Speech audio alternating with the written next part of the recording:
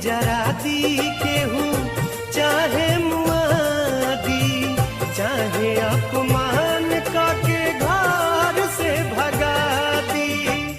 भला ही विरह में यह हरी प्रेमी के खून से ही दिया जरी। ओ मिट जाई निशानी पे अपना